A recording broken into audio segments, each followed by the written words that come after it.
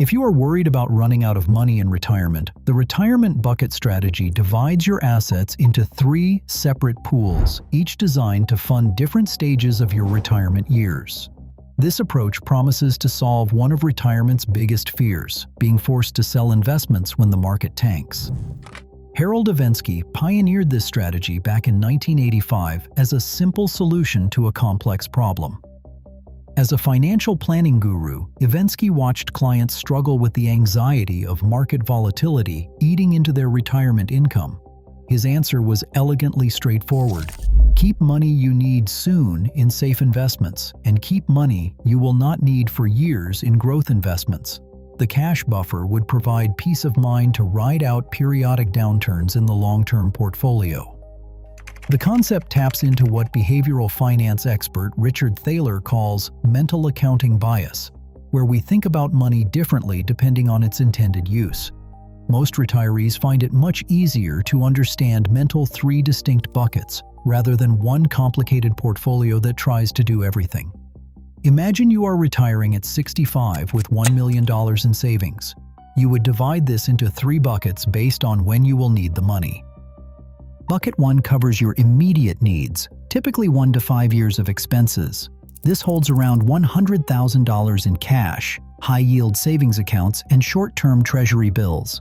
The goal is not growth, it is liquidity and safety. You are protecting yourself from having to sell anything when markets crash. Bucket 2 handles your intermediate needs, covering roughly years 6 through 15 of retirement. This bucket focuses on income production and stability. It is dominated by high-quality bonds, balanced funds, TIPS, I-bonds, and some dividend-paying stocks. It serves as your bridge between the safety of Bucket 1 and the growth potential of Bucket 3. Bucket 3 is your long-term growth engine, designed for years 16 and beyond. This bucket carries heavy weight in stocks because you have decades for these investments to recover from any downturns. It is also where the magic happens. This bucket should grow enough over time to refill the other 2 buckets.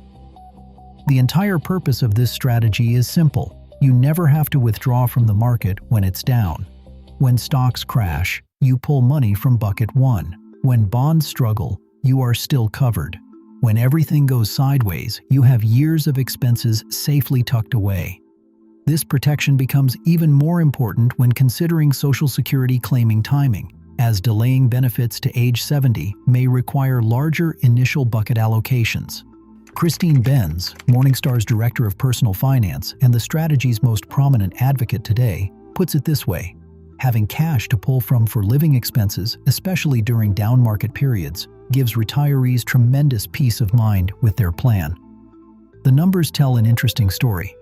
During the market downturn through April of last year, when the U.S. market dropped about 14%, bucket portfolios performed significantly better. The aggressive bucket portfolio was down only 6%. The moderate version dropped 4%, and the conservative bucket portfolio fell just 3%. Recent research from Morningstar shows the time bucket strategy producing viable monthly retirement spending of $6,206 at an 85% success rate, compared to $5,898 for systematic withdrawal approaches. But here's where things get complicated. Despite its popularity, the bucket strategy faces serious academic criticism. Professor Javier Estrada from Spain's IESE Business School published a comprehensive study comparing bucket strategies to static portfolios with constant asset allocation. His conclusion was blunt: bucket strategies are suboptimal. Estrada identified 3 major problems. First, there is what he calls returns flowing downhill.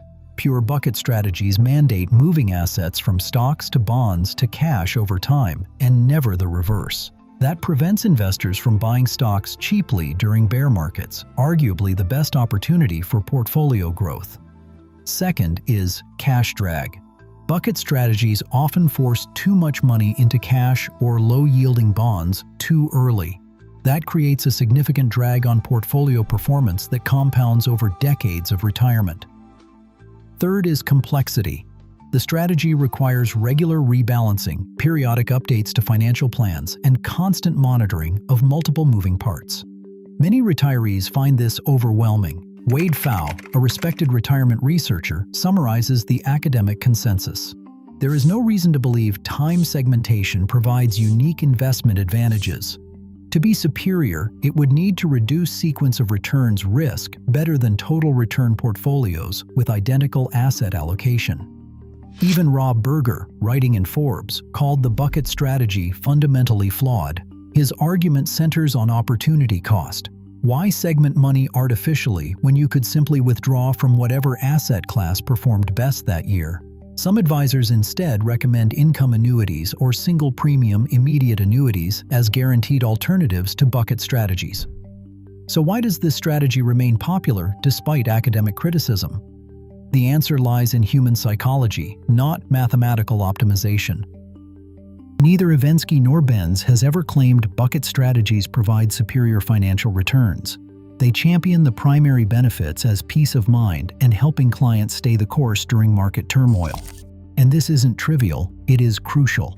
Kate Beatty from Capital Group explains that investors who think of assets as discrete buckets serving specific needs have a better framework for managing retirement without fear. The strategy makes it easier to understand, quantify, and prioritize retirement spending objectives. During market crashes, it is easy to point to research showing static strategies are mathematically superior. But living through those crashes in retirement is different. It is not purely logical. Loss aversion, the psychological tendency to feel losses more intensely than equivalent gains, makes the bucket strategy prove its worth during high volatility periods. The 1966 retirement year illustrates this perfectly. Anyone who retired in 1966 faced one of the worst possible market scenarios for 30-year retirements that researchers have studied. Michael Kitces focused specifically on 1966 retirements in his research, calling it the poster child for worst retirement timing. Having multiple years of expenses in safe buckets would have provided enormous psychological comfort during that brutal period. Current guidance reflects the challenging environment retirees face today. Morningstar's latest research suggests new retirees should limit starting withdrawal rates to just 3.9%, down from William Bengen's traditional 4% rule. Bengen, who created the 4% rule in the 1990s, based his calculations on historical market data.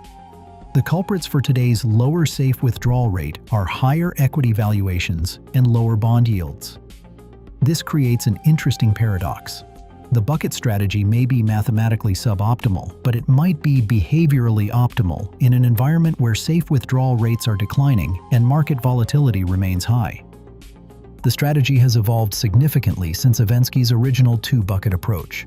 Most practitioners now use 3 buckets, though some advocate for even more granular divisions. The key is finding an approach that makes intuitive sense and sticking with it. Implementation varies widely.